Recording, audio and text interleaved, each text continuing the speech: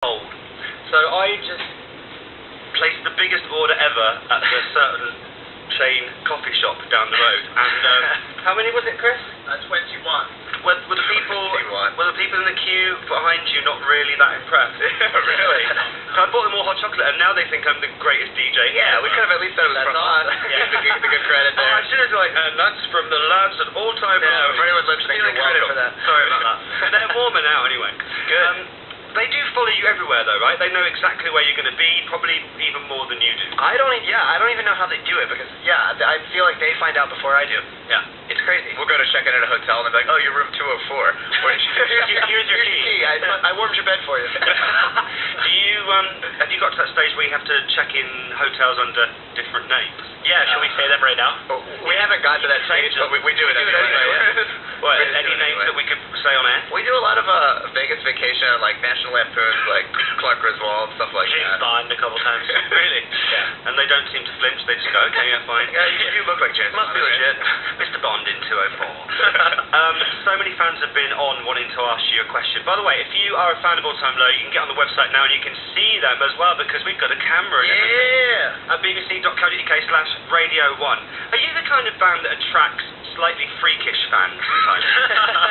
Yes. No. Because I saw on Twitter, like, fans bring you things like, there was a girl that bought you a giant cookie the other day. Yes. A Millie's cookie, man. They're the best. Do you ever eat them? Yes. Unless they're homemade, that's kind of creepy. Yeah, You never know. We've heard stories. Yeah. Not good ones. Are you scared that they may have poisoned them?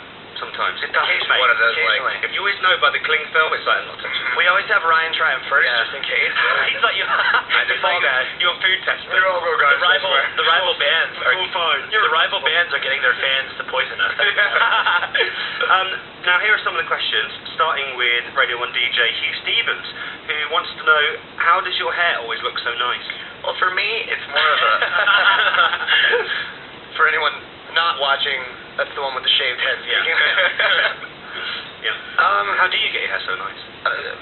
Vast amounts of hairspray and unicorn blood. Mostly just rainbows and smiles. Yeah, a lot of smiles.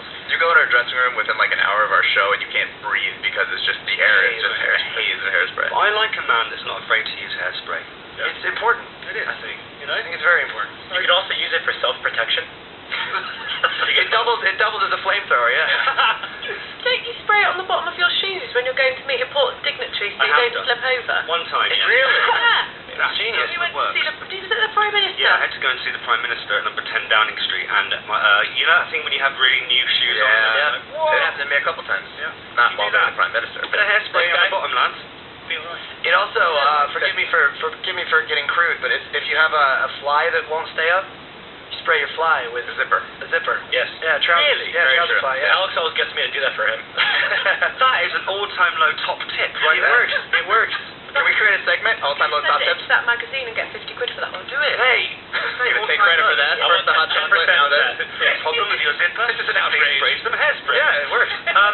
Harry wants to know how you keep your spirits up on tour. Obviously, you are playing some shows at the moment. Does anyone have a really kind of low point? And if so, who has the worst mood? I mean, there are times when you miss home and you miss loved ones, you miss girlfriends, whatever it might be. But at the end of the day, you got to kind of take a step back and be like, wherever we might be, whether it's in the States, here, Australia, we're there because of our band. You know what I mean? We got lucky enough to be able to play these shows. So even if you're having a bad day, bad week, you kind of just got to step back and be like, okay, I'm one of the luckiest guys. The key word that you use in the question is also the answer, spirits. Yeah. Spirits. Oh, drink. Yeah. Oh, spirits. Got it. Yeah, I was going to say, when all else fails, you have alcohol. Kerry Andrews wants to know why, especially you, Jack, why you have an obsession with bras on your mic stand. I don't know where it started, but now we can't really go through a show without getting maybe 50 bras thrown at us. Yeah. I like it because I think there are only certain types of bands who get bras thrown at them, and All Time Low are definitely Motley Crue and All Time Low. Yeah, same. What happened? Do they write things on the bras? Yeah, their phone numbers and everything. You know what? It's not even phone numbers anymore. It's just Twitter names now. Yeah, it's Twitter accounts. That's what we've become. Follow me. Yeah. So on average at a gig, how many would you say? 20 to 50 a show. We've had one that was ridiculous. I can't remember when it was, but we were going to go for the world record, but for some reason it didn't happen. Now some other band's going to steal this idea. Because we're saying it live. God will probably steal it. Yeah. No one's ever had a fireworks thrown at me once at a shoot. What? Oh my God. Horrible. No, it wasn't the best. Strap played uni. But, no bras, really. Never a bra. Well, maybe now. Because I'm not the kind of person that attracts bras. You are. Well, maybe I'll throw mine at you. Yeah, okay, that'd be fine. What do you do with them afterwards, please? I hope you dispose of them. We tend to discard of them in an orderly and proper way. We burn them. Who was it that brought in the bras that he'd been given? Was it Base Hunter? And he turned up to the interview with bras from his previous gig. Really? And was like, thought you might like these? There you go. I was like, okay, brilliant. Thanks for What am I having going to be doing with these ones? You just set fire to them or something afterwards. We do. We have a burning. Do you? Every night. No, actually, the hole in the ozone layer is solely us. Oh, there you're was a fans of tour. bras. Yeah. I love that. There was a tour where we collected them, and there was something like 800 at the end or Yeah. something like that. And Whoa. we collected them in our The problem is we truck. can't give them away to like charity because they have phone numbers on them. So Oh, yeah. we're gonna get a lot of calls from like a bunch of like maybe possibly homeless people. Yeah. Oh, that's